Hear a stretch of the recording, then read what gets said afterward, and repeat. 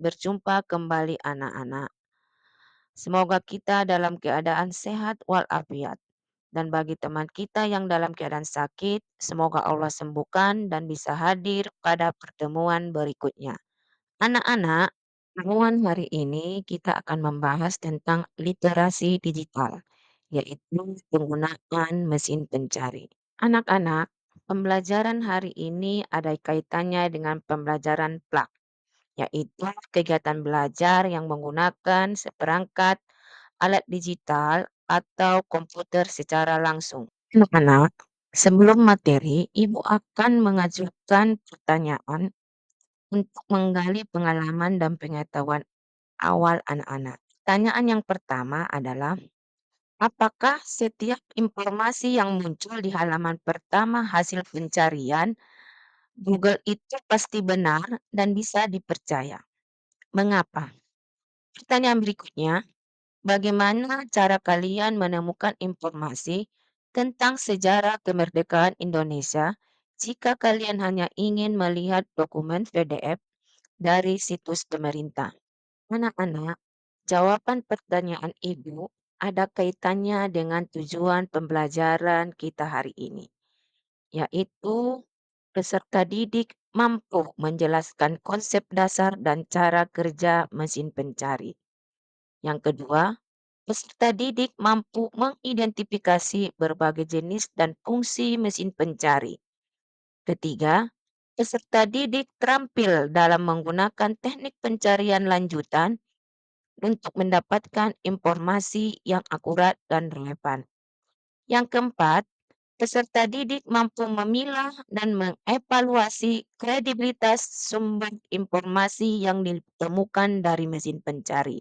Yang kelima, peserta didik mampu menyusun laporan hasil pencarian secara sistematis dan jelas. Anak-anak, sebelum materi Ibu sampaikan, bahwa kegiatan pembelajaran yang akan kita laksanakan hari ini adalah diskusi kelompok, studi kasus, dan pengerjaan LKPD. Jadi, sekarang Ibu ingin anak-anak membentuk kelompok, satu kelompok, 4 atau 5 orang. Ibu persilakan. Oke, terima kasih telah mendengarkan arahan dari Ibu. Sekarang, coba anak-anak perhatikan tayangan pembelajaran yang telah Ibu persiapkan, yaitu tentang materi penggunaan mesin pencari dan konsep dasar mesin pencari atau cara kerjanya. Dan Ibu harapkan anak-anak mencatat poin-poin penting dari tayangan ini. Mesin pencari adalah program komputer yang dirancang khusus untuk membantu pengguna menemukan informasi di internet. Mesin pencari bekerja seperti sebuah perpustakaan digital yang sangat besar, di mana tugas utamanya adalah mengumpulkan, mengorganisir, dan menyajikan informasi dari miliaran halaman web agar mudah diakses oleh siapa saja. Cara kerja mesin pencari dapat menjadi tiga tahapan utama. Yang pertama, merayap atau crawling, mengindeks atau indexing, dan meranking atau ranking. Merayap atau crawling. Tahap ini adalah proses penjelajahan internet yang dilakukan oleh program otomatis yang disebut dengan crawler, spider, atau bot, di mana bot ini bertugas untuk mengunjungi halaman web, mengumpulkan konten, dan memperbarui informasi.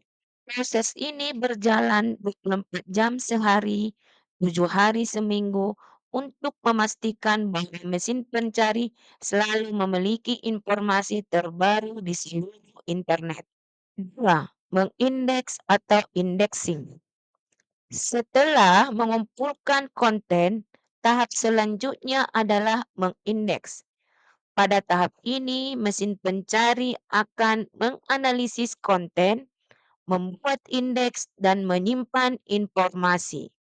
Indeks inilah yang menjadi sumber data utama ketika Anda melakukan pencarian.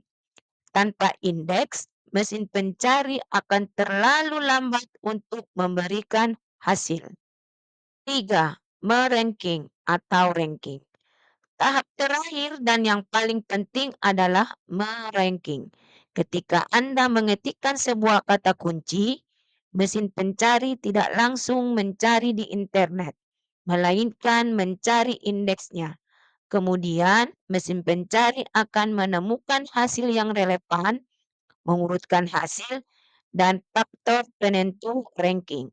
Dengan ketiga tahapan ini, mesin pencari dapat memberikan jawaban yang cepat, relevan, dan terpercaya untuk setiap pertanyaan yang kita ajukan. Anak-anak, setelah memahami konsep cara kerja mesin pencari, selanjutnya kita akan memasuki materi penggunaan kata kunci. Penggunaan kata kunci yang efektif adalah kunci untuk mendapatkan hasil pencarian yang relevan dan spesifik. Ada beberapa cara untuk menggunakan kata kunci, dari yang paling dasar hingga yang lebih spesifik. Berikut penjelasannya. 1. Kata kunci dasar. Ini adalah cara yang paling umum. Anda cukup mengetikkan satu atau beberapa kata yang menggambarkan informasi yang Anda cari. Contoh, resep ayam bakar.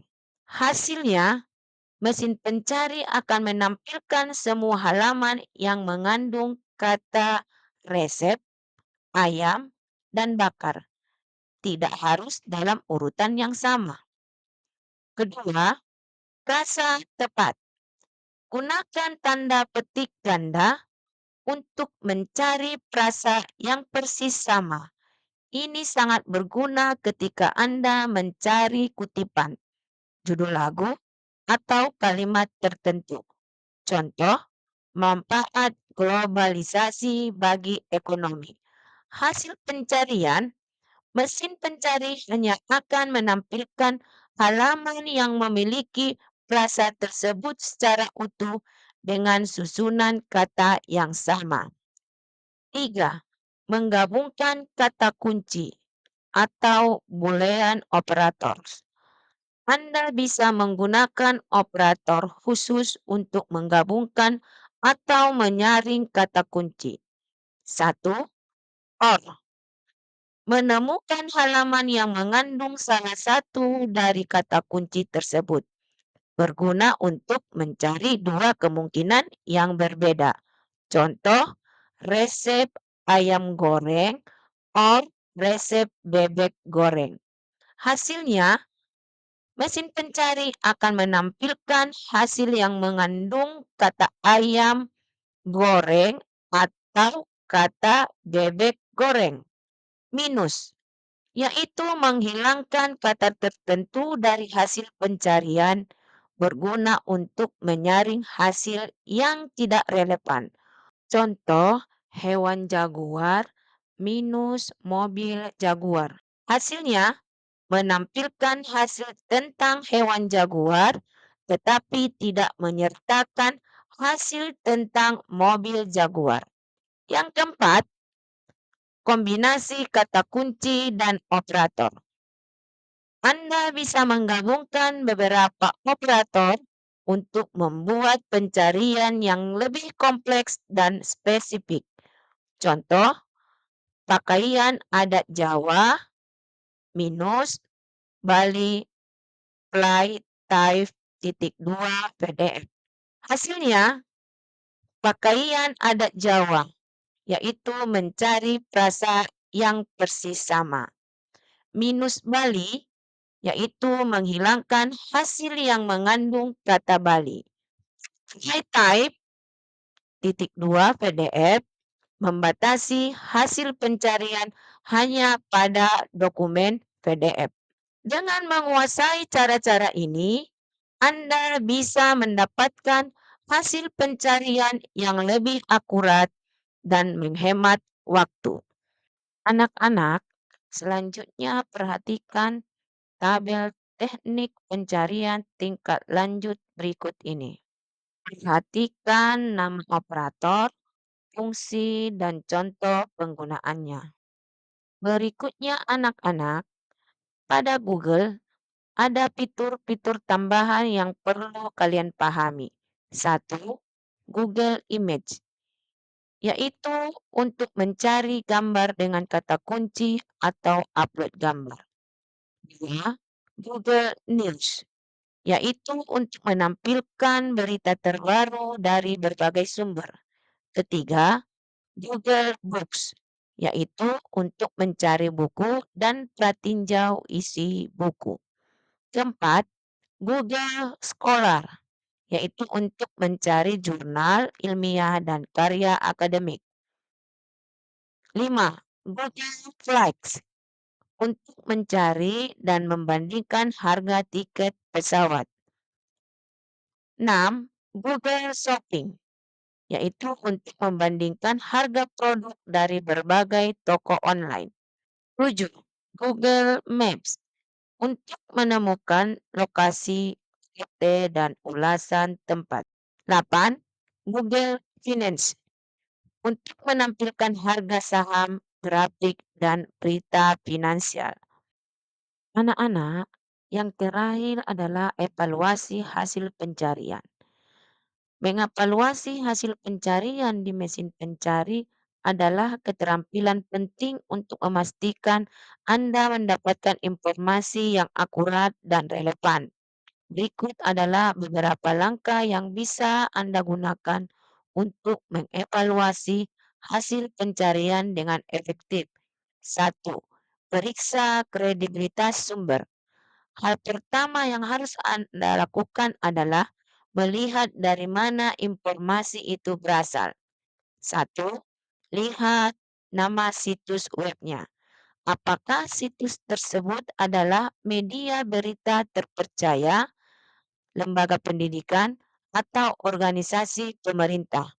Situs-situs ini umumnya lebih kredibel dibanding blog pribadi atau forum yang tidak memiliki editor. 2. Periksa penulisnya. Apakah ada nama penulis yang jelas? Apakah penulis tersebut memiliki keahlian di bidangnya? Misalnya, seorang dokter menulis tentang kesehatan. Ketiga, cek tanggal publikasi. Informasi yang sudah lama bisa jadi tidak relevan dan akurat, terutama untuk topik yang cepat berubah seperti teknologi atau berita. Kedua, tinjau judul dan deskripsi.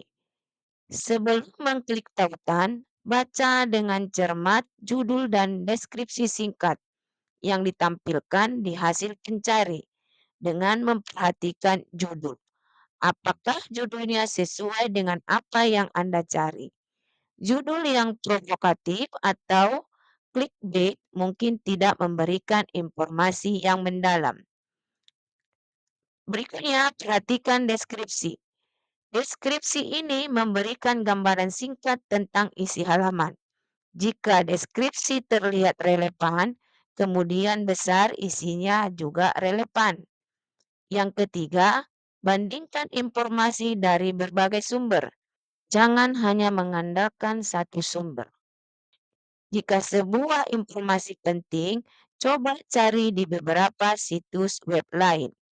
Lihat apakah informasi yang sama juga disebutkan di tempat yang lain. Jika banyak sumber terpercaya yang melaporkan hal yang sama, maka informasi tersebut kemungkinan besar akurat.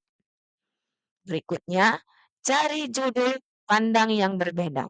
Misalnya, jika Anda mencari opini tentang suatu topik, penting untuk melihat pandangan dari beberapa sisi agar pemahaman lebih seimbang. Dengan menerapkan langkah-langkah evaluasi ini, Anda bisa menjadi pengguna internet yang lebih cerdas dan kritis, serta mampu membedakan antara informasi yang akurat dan yang tidak. Penutup, teknik pencarian tingkat lanjut ini adalah keterampilan yang sangat berharga di era digital. Dengan menguasai teknik ini, Anda tidak hanya bisa menemukan informasi yang lebih cepat, tetapi juga menjadi lebih kritis dalam memilih sumber yang akurat dan relevan. Ini adalah fondasi penting dalam literasi digital.